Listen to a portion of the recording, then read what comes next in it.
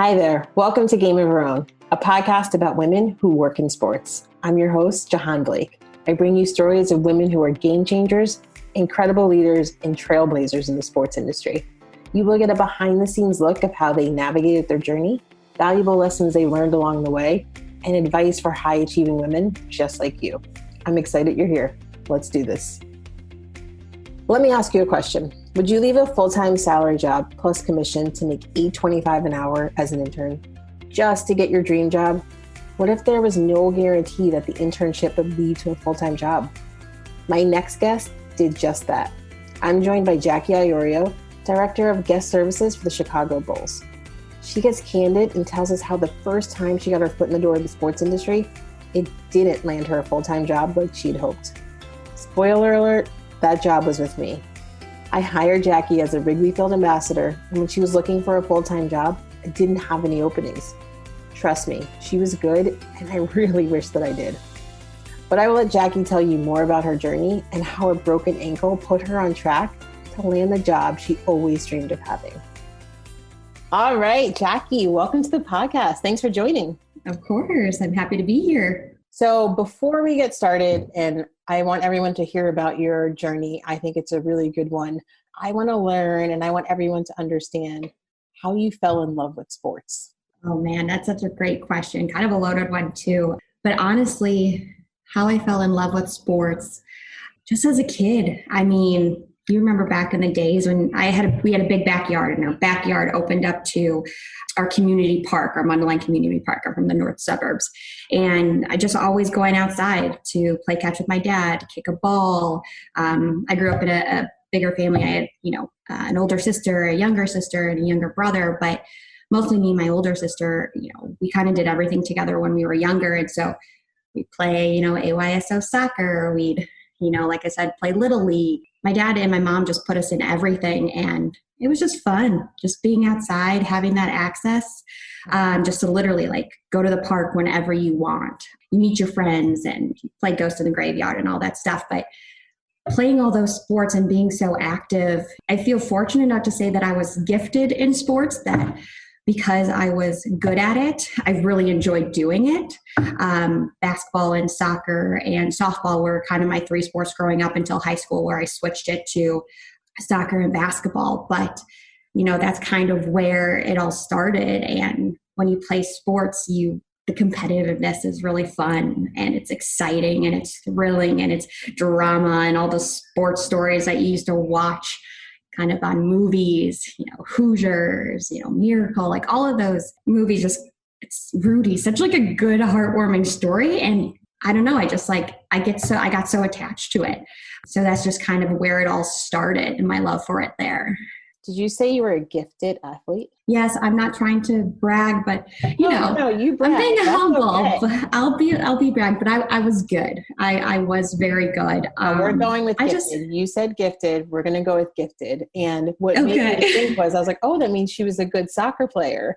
And yes. I played soccer growing up too. So I wonder, we had a game against each other, a little one-on-one, who would win? I'm just curious. What position? Well, I know that's a great question. What position did you play?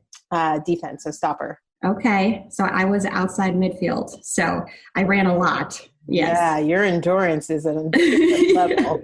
Yes. So it was straight up and down, defense, offense, definitely two-way. So yeah, I will say that I'm probably not in the best shape as I once was back then, but I would love to see us play right now just to see, or at least a shootout or something of penalty kicks to see what we could get. Tell me this. When was your first professional game that you went to? I can't remember which came first, to be quite honest with you. But the vivid memories that I have, so my dad, he had Chicago Bulls tickets in the 90s, so which was awesome, right? For the second three-peat at the United Center. But I remember being at the United Center, we were in the 300 level, all the way at the top. But and yes, the players were so small, but I just remember vividly being there and getting my Connie's pizza, my Dippin' Dots. And I just remember that fun feeling of how big it was. And going down to the city was, I'm a suburb kid, obviously. So going down to the city was a cool thing. And it was just a night out with your dad, your mom, your family. And you were staying out past typically when you would go to bed. So I remember that. But then the other one I remember was we would go up to Bradley Center in Milwaukee, because I think there was some package back in the day that Milwaukee did, but my dad would get the Bucks tickets with the Bulls tickets. And so we would go up. And what was really cool is I remember we were sitting behind the basket in the 100 level, and that was the first time I saw Kobe Bryant play. So it was really cool. Obviously, that was kind of around the same time. I think it was probably like around, the 96, 97, 98, around there. So it was really fun experiences. And so obviously basketball is a really big part of my life. That's awesome. I love that story. So now how do you move from playing soccer, Little League, doing all the things, being a gifted athlete? Can you stop saying that? Women don't brag on themselves enough. So I'm going to do it for you. You know what? Thank you. I need that flip. Yes, I'm gifted. Go. Yeah, I like it. So tell me, what made you want to work in sports? You know what? I remember it was in high school, and I have a lot of my stories, as you keep probably hearing, they reference my dad. My dad was a big part, like sports was like his thing. So in high school, my dad used to go to the Final Four. Him and a couple of his buddies would go to the Final Four, and I would get to go with.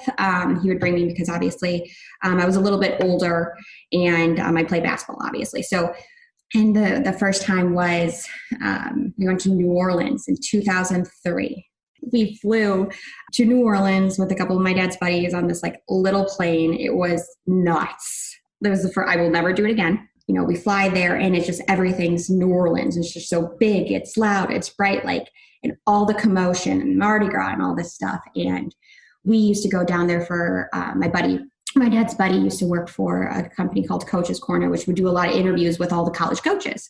Mm-hmm. And so just kind of being around that, and it was just awesome to see kind of the whole production of how things get started. And you're talking about sports, and it's so fun. So that was kind of my first exposure to it. And, I was around it a little bit more for a few years. So I remember when I was applying to U of I, this was when originally I thought I was going to be the next Erin Andrews. I majored in broadcast journalism. I put that down, and then kind of was like pre-journalism there because it was like the lights, the camera, the action. It's like the fun of sports and just reporting on, again, all these great stories, because it connects people in so many different ways. So I went into U of I kind of going with that career path until I realized that I would have to go to some Coda town somewhere in USA and take me forever to kind of get to where I want to be, etc. But I was like, you know what? I still kind of want to be around sports. So all my classes that I took at U of I at the University of Illinois at Urbana-Champaign kind of guided me that way. And I just, love the whole taking something from an idea and then executing it. Fast forward to now. So tell people what you do now, what your title is, and what your role is.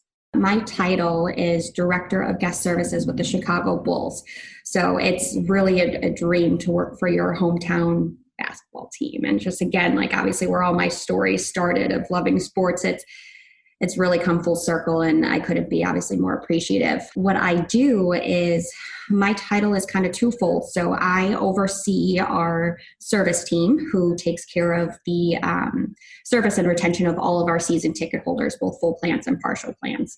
But in addition, me and my team, we take care of all the other millions of fans that come into the United Center for Bulls games on game nights. And our job is to enhance their experience and give them a night to remember so that they keep coming back. And, because there's only so much, and you taught me this. I mean, I remember when I worked for you at the Cubs, like, you can't control what's on the court. You can't control what's on the field. You can't, so what you can control is their experience. And it's so true. And it literally, and it's ever changing too, right? So like each day, each game is totally different. So that's what makes it fun. But that's what we do. So for both season ticket holders and fans, we make sure to give them the best experience possible. I love it. So now, do you pinch yourself sometimes and you're like, I am the director? Like, this is like at the Bulls. Like, do you stop and pinch? Yeah, I do stop and pinch myself. Like, I just kind of got a little teary-eyed when you said that, because sometimes, you kind of get into the thick of it in the routine. Sometimes you kind of forget.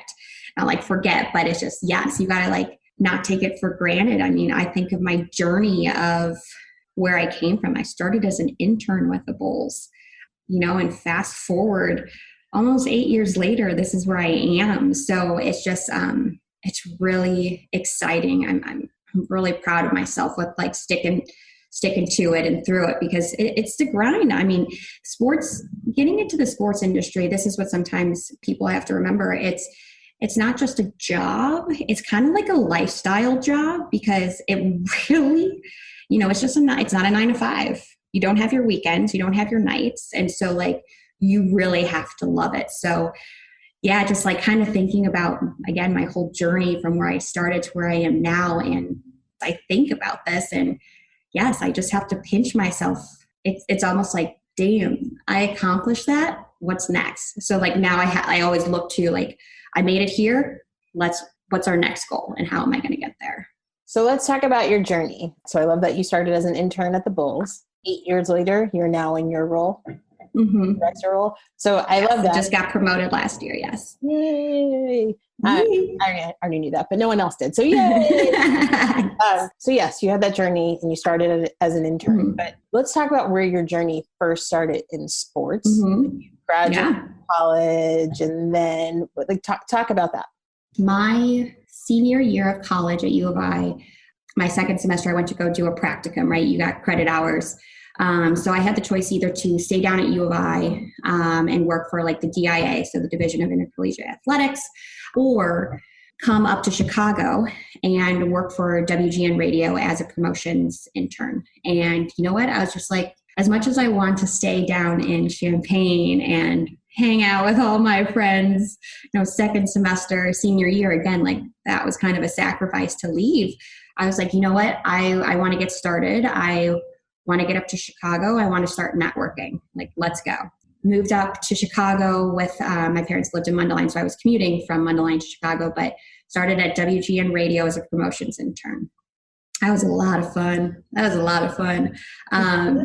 It was like kind of my first grown-up experience. I would take the train in the morning down to Union Station. Then I would hop on the bus to take myself to you're 21 years, I'm 21 years old, like trying to figure out this big city by myself, headed to the Tribune Tower.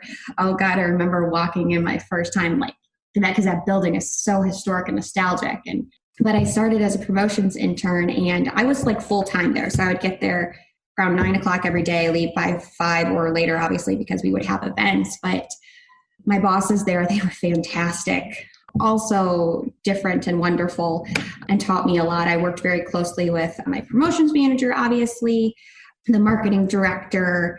It was such a great learning experience. And like I said, I was kind of full-time there. I had a lot of exposure to not only like promotions and marketing, but sales, and helping out the sales team with like doing pitches, or not pitches per se, but like recaps of like the events that they put on with whichever sponsor they worked with or partner.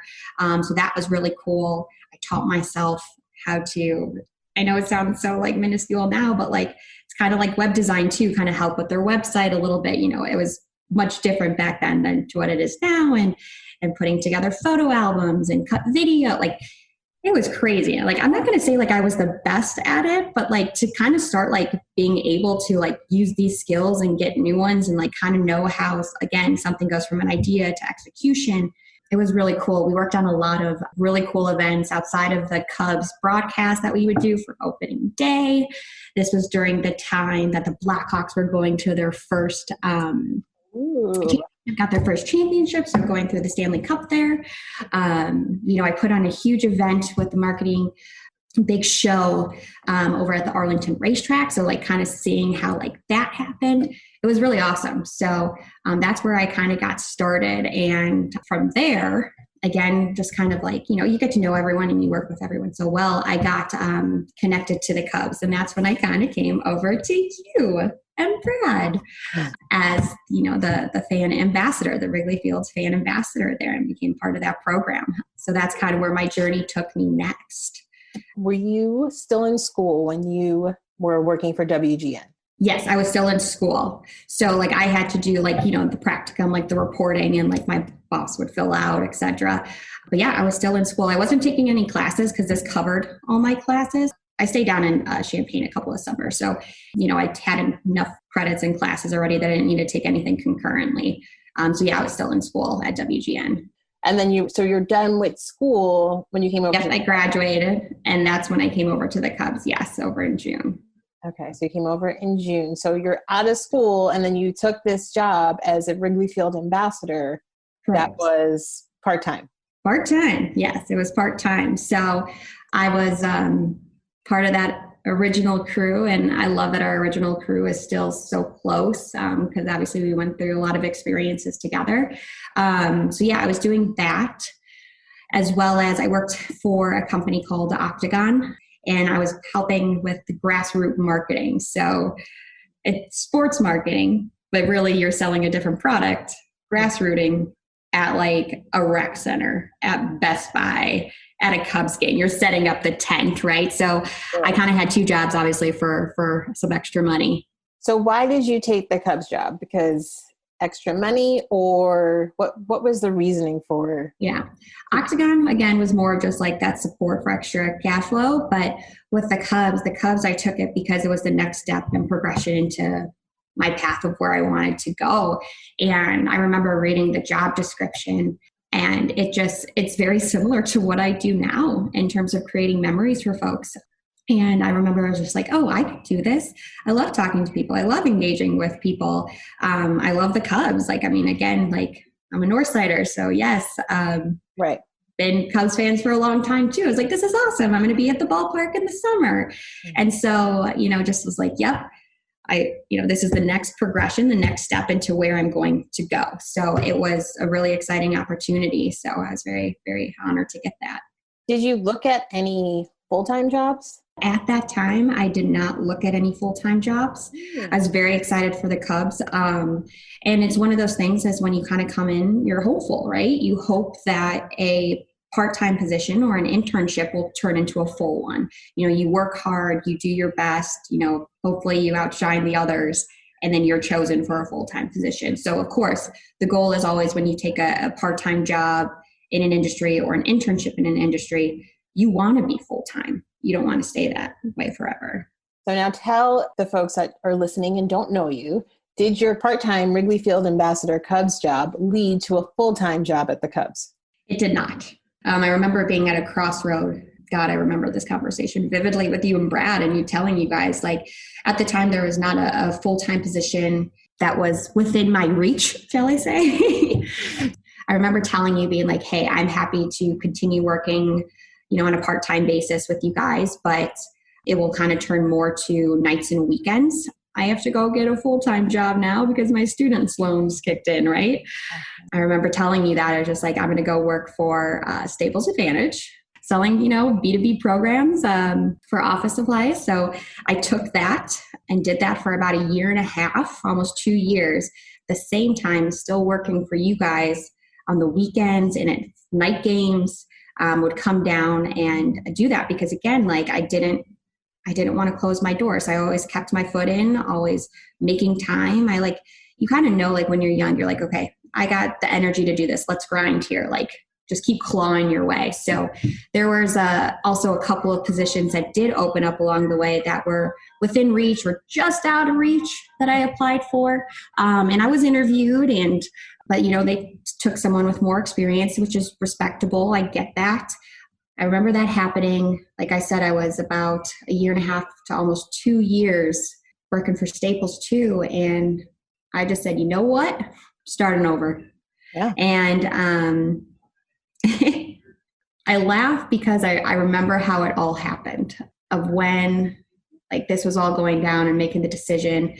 I think I just worked the Cubs convention, and then I was headed back down, going to St. Louis just to go hang out with my friends. It was Mardi Gras down there. I ended up breaking my ankle, and it was such a fluke. Again, I've been an athlete my whole life. I've never broken a bone, and just stepped off the curb the wrong way, and before you know it, like broke my ankle, and I broke my driving foot. Oh. And yes, I broke my driving foot. And I was in outside sales for Staples at this time. And I was 24 years old, and I had to file short-term disability to recover. I was like on bed rest for like a month. I was still doing like work and trying to close sales from my bed and all that other stuff. But like I couldn't go anywhere. So I just remember being like, you know what, like, is this what I want to do? So let's reevaluate everything here. It's just like, I'm going to start over. And so I applied for a couple jobs to get myself back full-time in sports. Again, didn't get the full-time positions or didn't hear back from some of them. Of course, you're like constantly reaching out. And I applied for the Bulls internship. I was like, you know what? I'm also going to apply for internships. Let's do this. And I got a call. Of course you remember did. this. I got a call in April. I'll never forget. His name was PJ. PJ called me. He interviewed me. I was like, hey, like, we want to bring you in. I was like, awesome. So I came in the next week, interviewed. And then a week later, they called to offer me the job to start as an intern for their June ticket sales program class. And I took it. I said, let's do it. Of course, like I told my dad, I was like, hey, Mom, Dad, I'm going to stay with you a little bit longer because I was getting ready to like move downtown. But, you know, when you go from a salaried position with commission and down to $8.25 an hour, you kind of need to have that conversation with your parents. So, yeah. So they're like, of course, we support you. Let's do this. So wait a second here. I want everyone to hear this. You had a full-time salaried plus commission. And benefits. And benefits. I remember that being pretty big for you. Job. And you left it. And how old are you at this point? I was 24. And so you left it for an internship, making $8.25, baby. Yes. $25 an hour. Mm-hmm. What made you say, like, Jacqui, this is the right thing for you to do? This is what I'm going to do. You know, I just remember like constantly, you know, going back and forth in your brain, thinking of all scenarios. Like, I was just like, I'm still young. I got time to figure it out. And I was just like, you know what? I just don't want my door to keep closing. I felt like as I kept putting off my dream to really make the leap and fully commit it, I felt like my window and my door was closing. So I'm like, screw it. Let's rip the Band-Aid. Let's go in. Wow. I know. A major decision. Obviously it paid off, but at the time, yeah, you have no, right? There's no guarantee. It was a complete. No. And that's what was crazy so much about it, Jahaan. Like I remember walking in again, I was 24. I was the second oldest. There was someone older than me in my program of the 10 of us. But I was just like, again, you know what I told you, like when you take an internship, you hope for that full-time job. So when that started, I was like, of course, I'm going to play nice in the sandbox, get along great with my coworkers and my peers. And some of them are still some of my great friends. Mm-hmm. But I remember putting on my blinders. It's like, let's do this. Like, I'm going to kick everyone's ass right now. Like, let's go.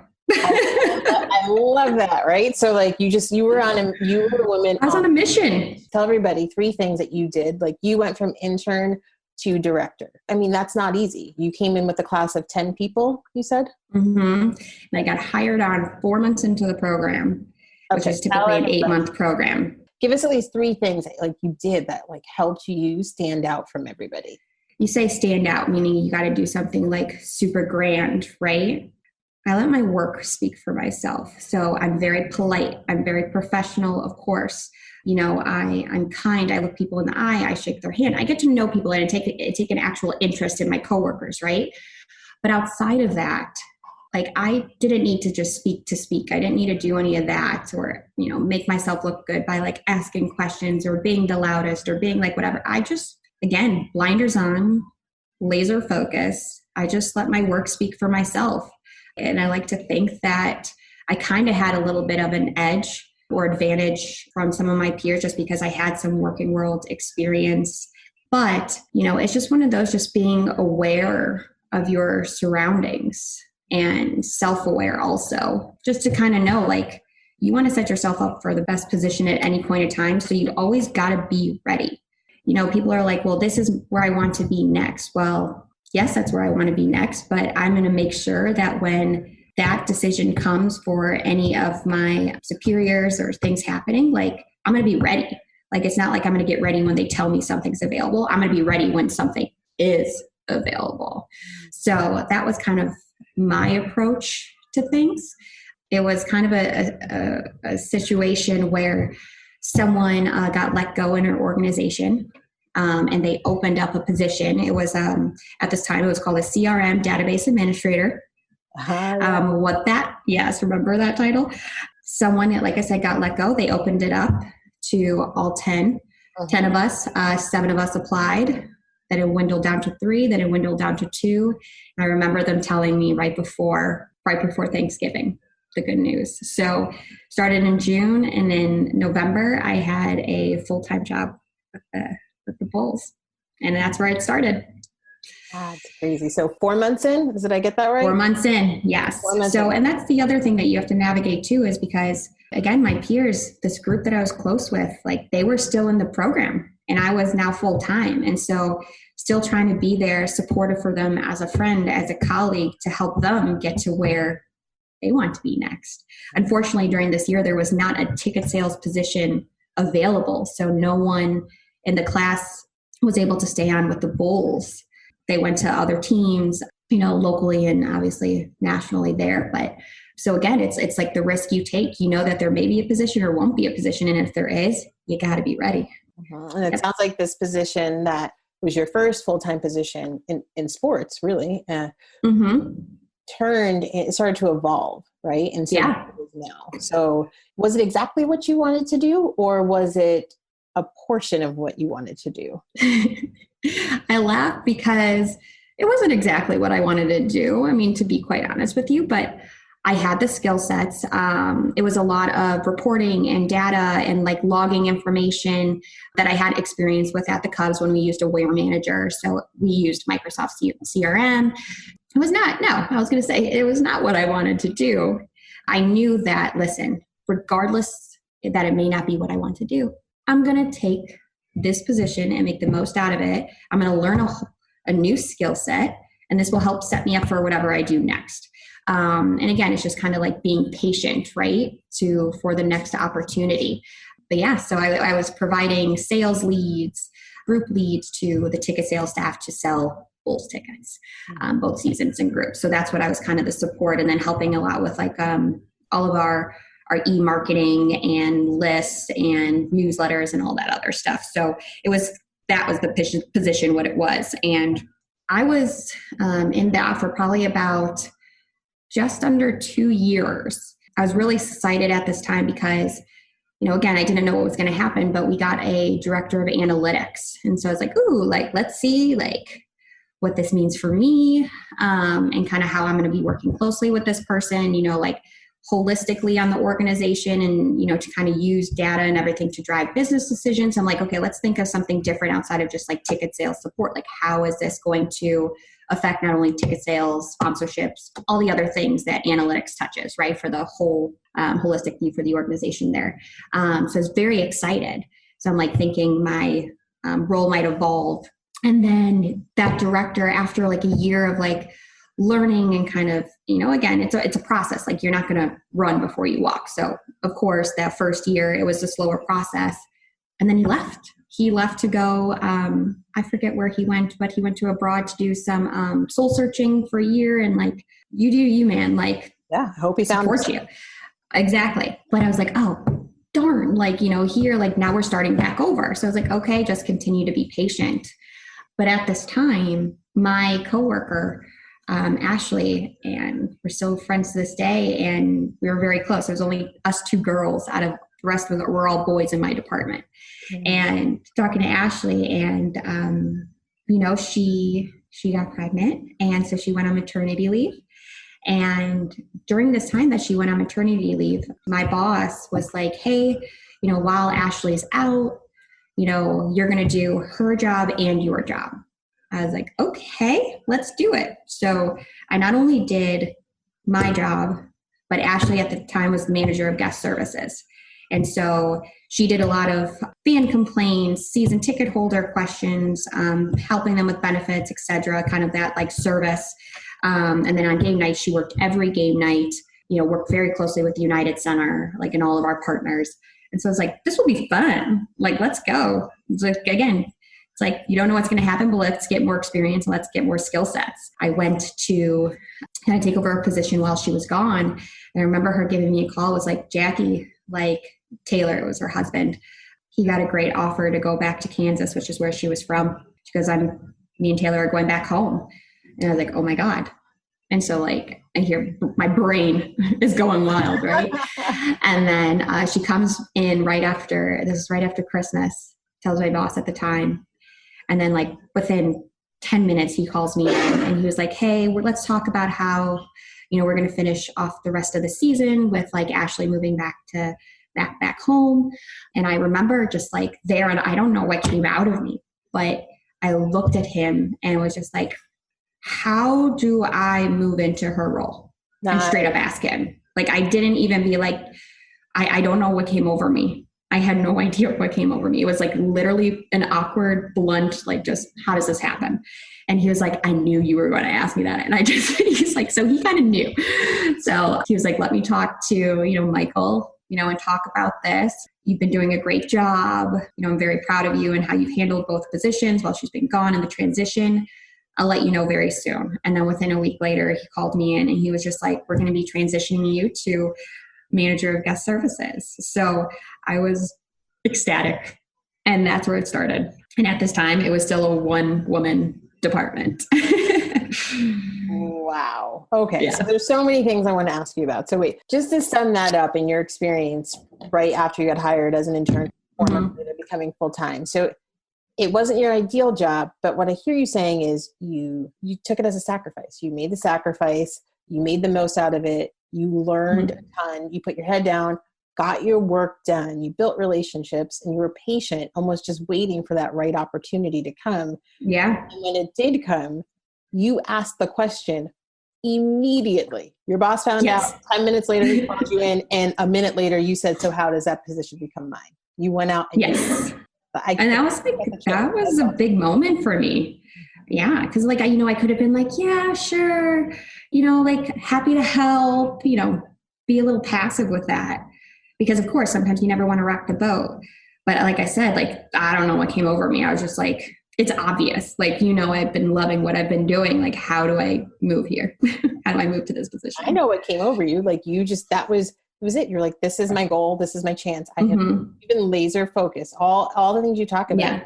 When you're an intern, you were laser focused and you knew what you wanted. And then when the opportunity came, there was no holding you back, like whatsoever, which is exactly fantastic. I love that. So now you keep saying first there's only 2 women in that department of all men. And then there was 1.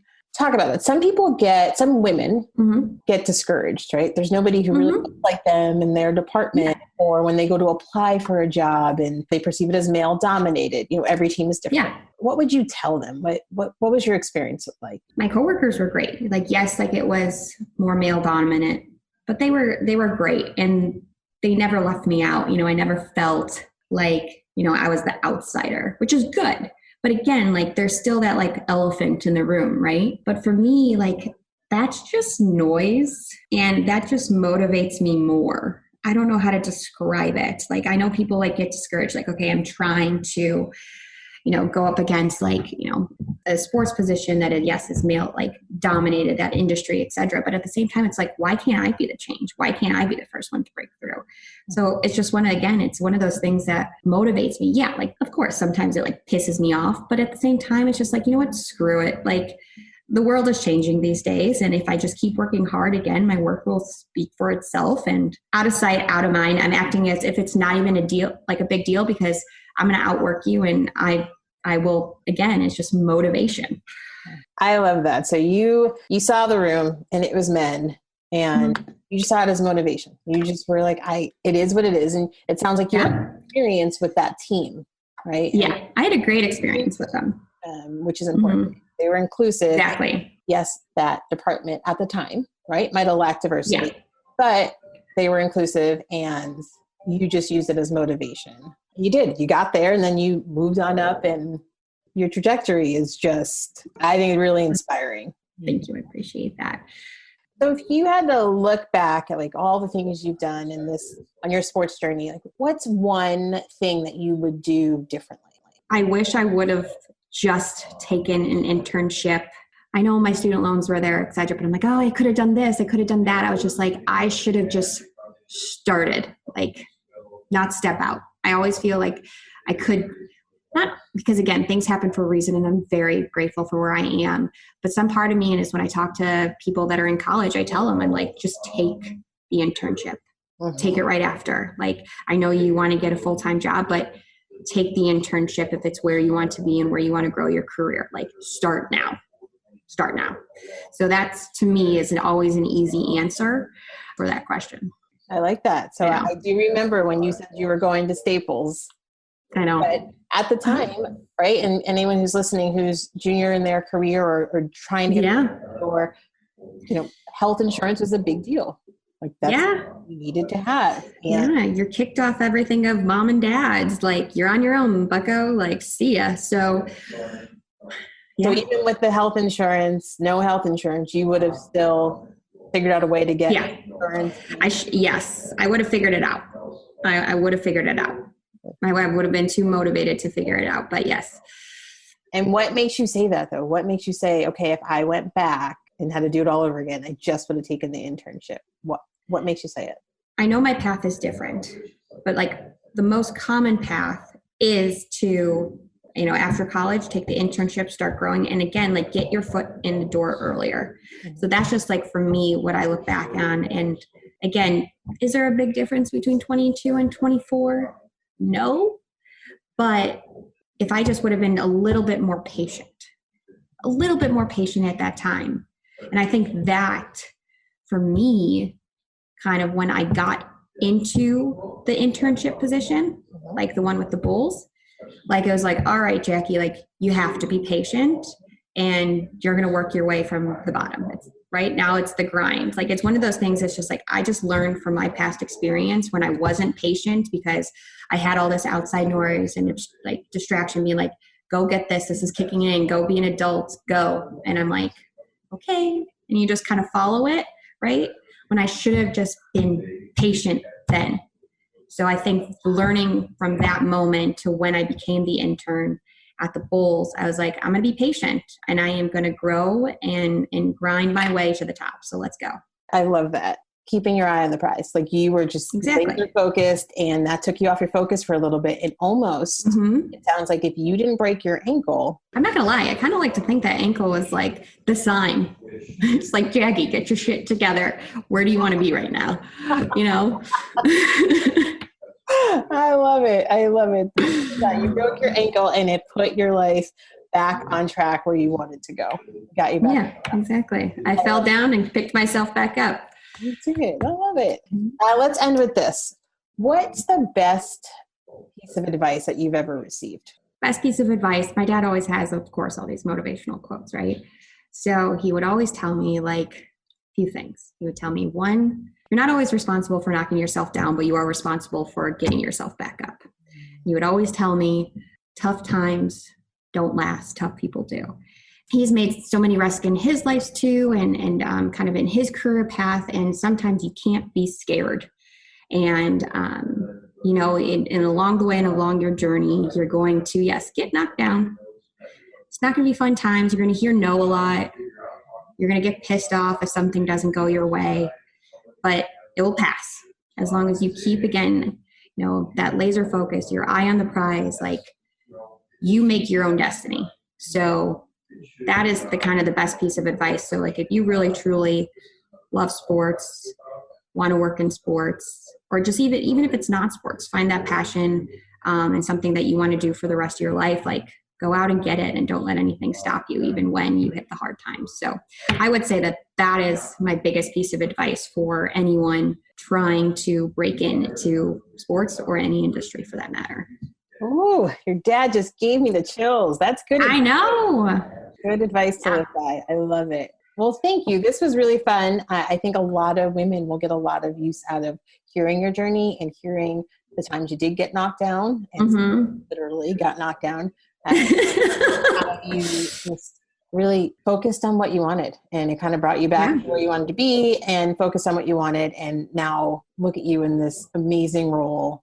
Again, me, here I am, a director. Here you are, a director at the Bulls. So that is awesome. I know. Congratulations. Can I say one thing? Can I just say one thing to close it? Because I think this is also important information, and I want to give you kudos because you deserve a shit ton of kudos. is what women need is women mentors to kind of help them in their, in their journey, in their path. And you have been a huge impact on mine. You really have been. I mean, think we've known each other for, I don't even know how long, 10 years now, almost a decade. So I just want to give kudos to you because what I think you're doing is amazing for everyone, because you really have been a huge support for me and a huge mentor for me, etc. So I think this is fantastic what you're doing. And then there's one thing that any woman in sports, when they get in, is to look for that strong woman and look for that mentor and emulate yourself after them. So that's my last piece of advice. And I just want to say thank you, Jahaan. Oh, thank you. That was very sweet. And now I have the chills for the fourth time during our interview. Well, that is a great note to end on. So thank you for joining me. This is so fun. I promise you, I didn't pay her to say that, but I will tell you, she is right. My advice to you is to surround yourself with women who are on a mission just like you are. They don't have to be official mentors, just women who you want to be a part of your professional squad. This will absolutely help your career growth as you navigate the competitive landscape of the sports industry. Thank you for listening. I would love to stay connected with you. You can follow me on Instagram at Jahaan Blake, and don't forget to subscribe to this podcast. If you're interested in learning more about how I can support you in your journey in the sports industry, email me at jblake@thejblakegroup.com or send me a DM on Instagram. I look forward to hearing from you.